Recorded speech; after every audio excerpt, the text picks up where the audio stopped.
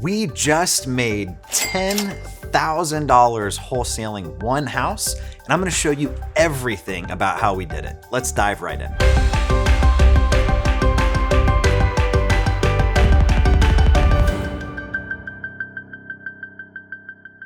I wanted to give you guys more of an inside look into like my processes and systems than I normally do. On these, I tend to be like, we use this tool, it came from this list, that list. I'm going to give you all of that, but I'm also going to include our actual negotiation call with the seller so you guys can listen to it and hear how it sounds, as well as some additional resources. All I'm going to ask in return is if you find it helpful, just like the video and subscribe if you haven't already. Now, this deal is actually a little interesting because they were on multiple mailing lists for us, and we'd also mailed them several times with different pieces. Now, we use this tool called REI Sift that at some point I'm going to have their founder, Tyler Austin, on to do like a deep dive with you and show you guys all the in and outs, because I know that I don't even use the tool to its full potential. But what I use it for is basically what they call like list stacking.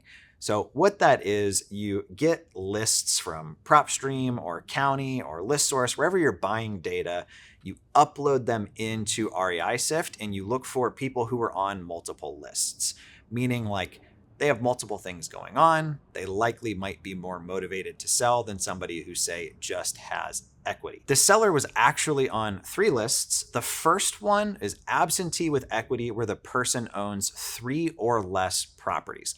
This is kind of one that I started playing with to narrow down my absentee lists. What I realized, if somebody has, 120 rental properties, they're probably not going to sell me one at a discount for cash. If somebody only has 1 or 2, they're probably not like a professional investor where this is their business model or what they do for a living. I'm going to show you in PropStream real quick how to pull that list.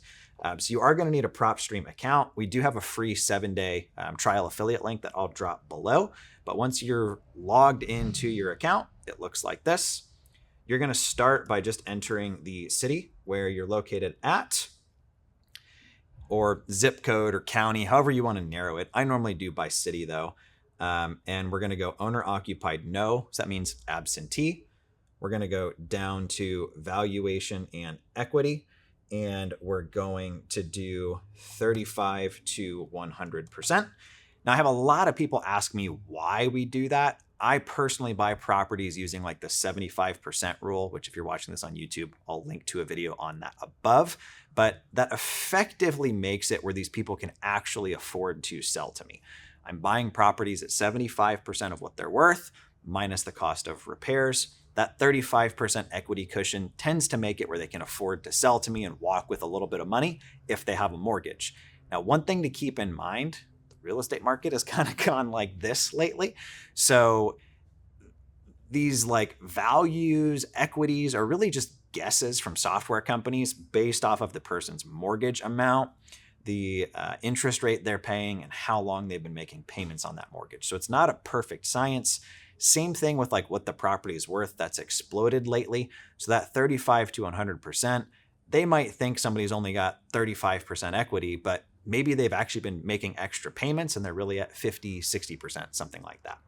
So we've got absentee 35 to 100%. Typically with me, I'm also putting in some additional characteristics based off of just like what I'm looking for, bedrooms, baths, square foot, that kind of a thing. But you do want to make sure that you do pick a property type here.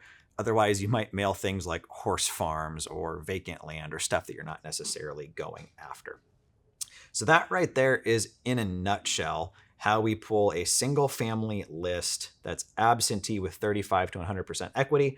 The last thing we have to add is down here in ownership info, and that is the number of properties owned, and we're going to set a max of 3.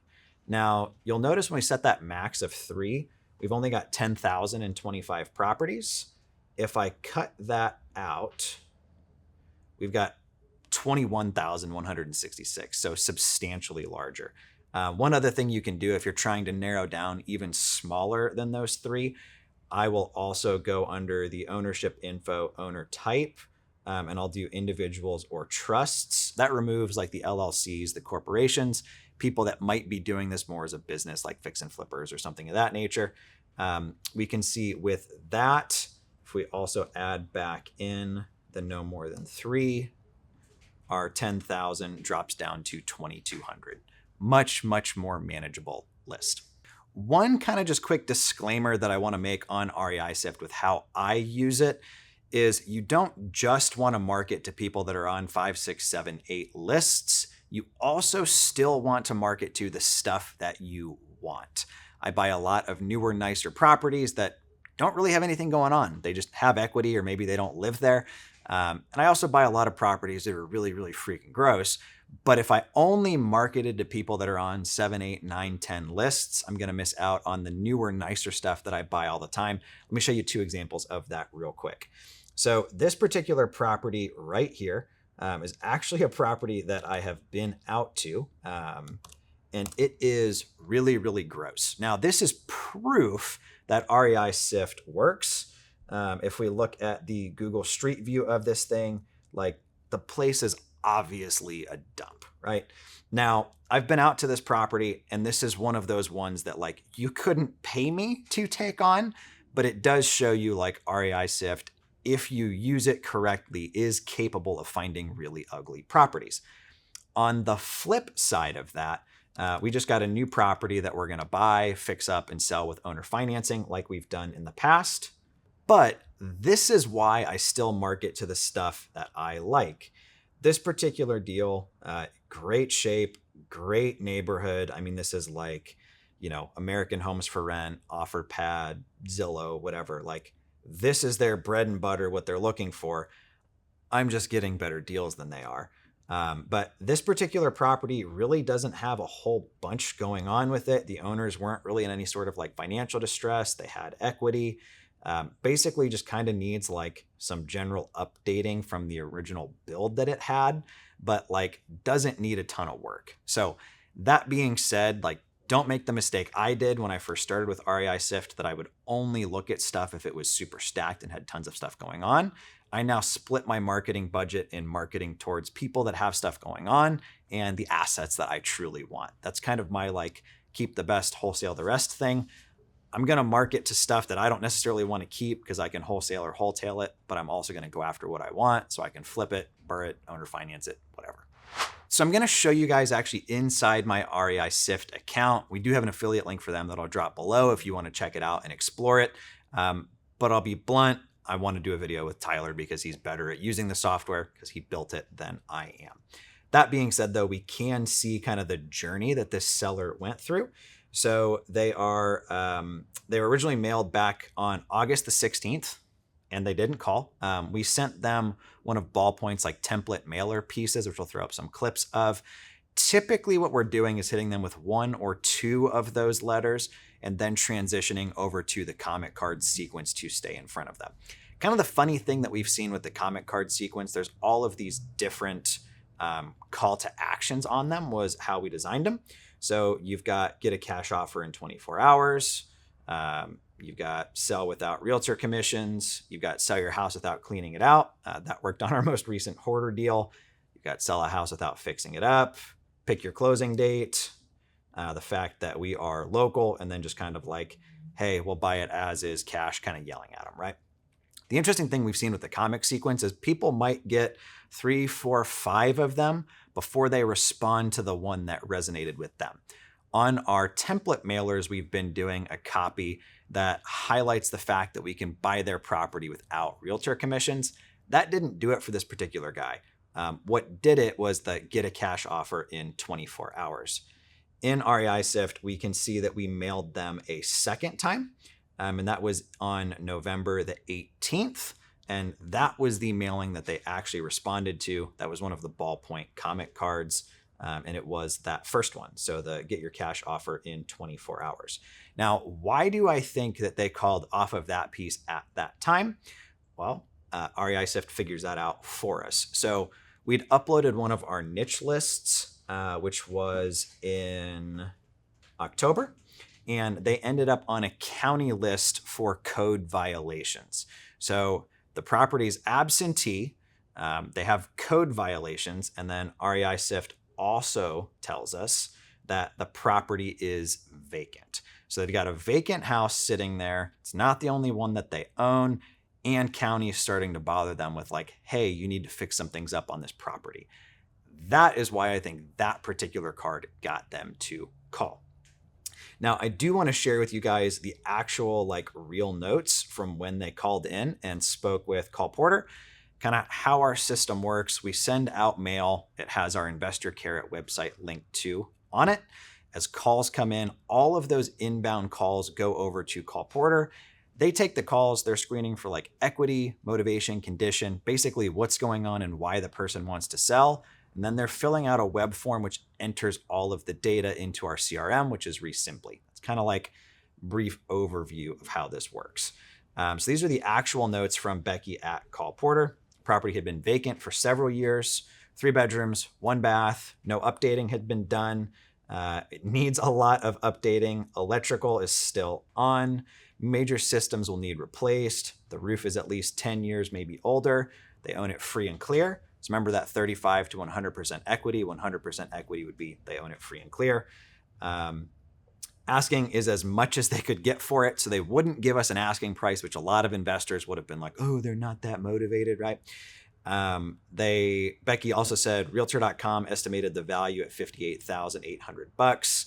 The seller told her that it was a double lot, and they wanted to know if we could go look at the house without them needing to be there. If so, we can just go at any time. I'm pretty excited about that when that lead comes over. Now, a quick note that you might not be aware of, Call Porter does offer a full 30-day free trial that you can get to by going to callporter.com/pricing, but I'll also throw that down in the pinned comment below in case you want to test drive them for it yourself. They've literally taken every inbound call I've had since like 2016, 17 when we started them. So any deal you've ever seen me post about, share about, or do a video on, they've handled our initial phone calls with the sellers on our behalf. Makes it where we can market without worrying about a ton of calls or being chained to our desk. Now, as we discussed, we do use the 75% rule, which you can see right here inside our CRM, which is Simply. You can also see it came from direct mail from the ballpoint comment cards. So we believe the property is worth $90,000. 75% of that is $67,000. We estimate roughly 28 grand worth of rehab, meaning the most we would want to pay for that property is $39,000 if we were going to buy it ourselves, but we're planning on wholesaling it. So we decided that our MAO, or the max allowable offer, basically as high as we wanted to go, was 29 grand. That leaves us basically a $10,000 profit margin, which was what we ended up making on this deal. Now you can kind of see Noah's breakdown here of what the property needs: flooring, paint, bathroom, kitchen, appliances, HVAC and water heater, power wash, some trim, miscellaneous is kind of how we came up with that amount of work that the property needs. Now I'm going to do something for you guys that I've never done before publicly or on YouTube, and I'm going to actually let you guys listen to Noah's offer with the seller, where he shot his shot and they accepted our offer. Now, one thing I want to note that I think is really easy to do with phone calls, it's really easy to not be on the call and sit there and critique and like, oh, I would have done that differently or that differently.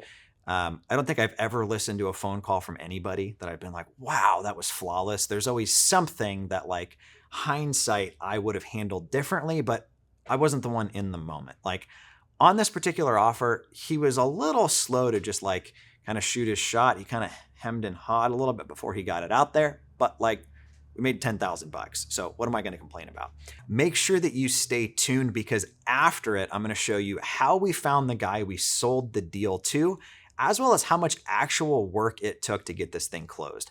How many phone calls, how many text messages, and what that back and forth looked like. But check out and listen to what a $10,000 conversation sounds like. Hello? Hey, is this Brenda? This is her. Hey, Brenda, this is Noah with How are you? All right. Good.